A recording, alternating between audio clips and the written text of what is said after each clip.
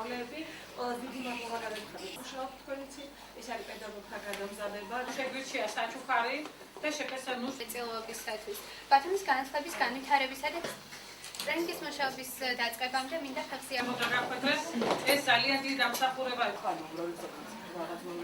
$50,000 გრანტები გაიგია. გოგოების პასუხი იყო 80 ისურვებთ აყოფიერ მუშაობას, ჩვენ თქვენ ევროორიენტაციის დირექტორებს გულწრფელი ვიღებთ. ბათუმის რამდენიმე სკოლაში ჩავატარეთ სოციოლოგიური გამოკითხვები.